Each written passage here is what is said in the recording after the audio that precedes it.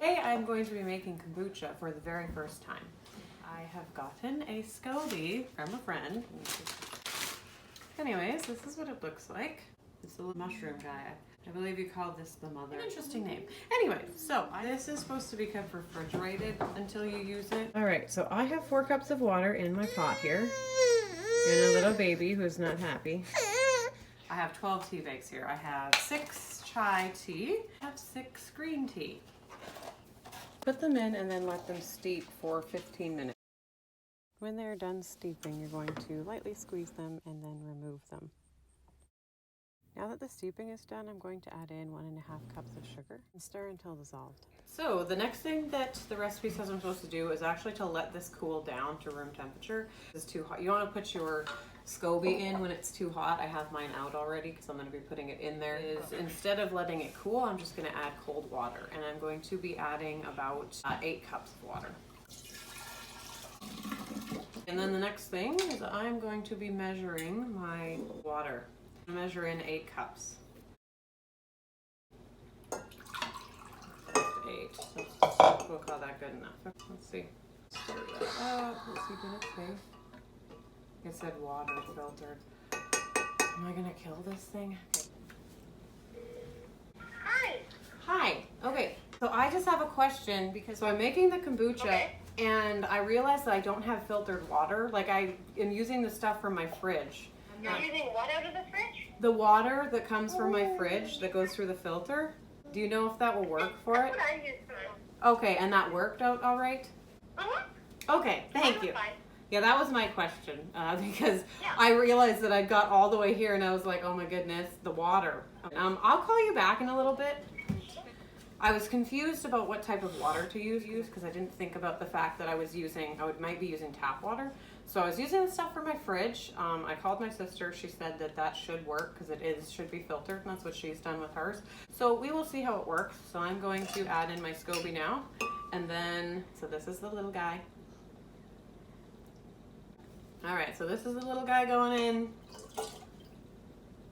Okay, and then I am going to add the tea towel, my cotton tea towel over top with an elastic band, and that will be it. And then I'm gonna put it in my pantry. How I am told you make kombucha. We'll see how it turns out. It needs to be stored in a dry place, so I'm going to put it in my pantry. I've been told that it takes 7 days to a week and a half, so we'll see how it goes. And this baby is ready to get out of here. All right. All right, into the pantry, over here, because I have an empty spot there.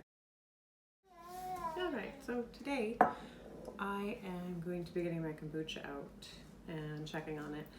I did check on it once, I think on day 5 or 6, and I was kind of worried that I had killed my kombucha Scoby because I checked on it again yesterday, and I was very surprised to find that it actually tasted like kombucha and there was no mold. So I looked up a video that talked about the things that would tell me if it was bad, and it said that if it didn't have mold on top, then it's probably good, and everything else looks normal. Yeah, so I was very concerned I killed it, but I'm gonna go get her out. All right, this is Veronica. I named her Veronica. It's actually been about almost 2 weeks, a week and 5 days, I think, since we made it. And yeah, there's actually the sediment at the bottom. And yeah, so I'm excited. I'm gonna take the Scoby out and put it in another jar with some tea.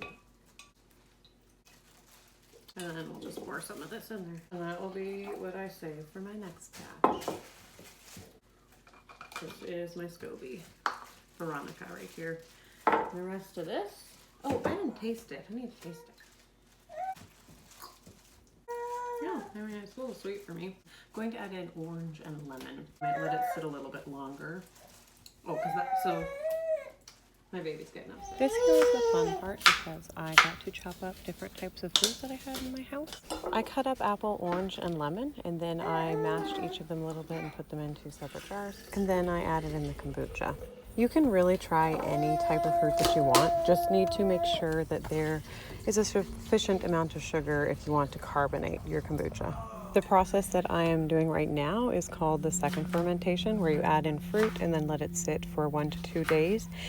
And if you use an airtight container, it will produce carbonation and flavor your kombucha. You can really use any type of fruit you'd like. Ones that are high in sugar are better because it gives more for the yeast to feed off of. If I tried a lemon flavor again, I would definitely add a little bit of sugar to the second fermentation process because it didn't carbonate very well. They all turned out really great.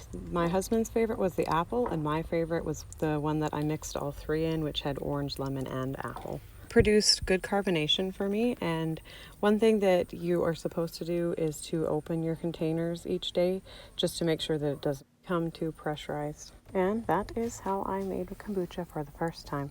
If you have any questions, let me know in the comments and I will make sure to respond.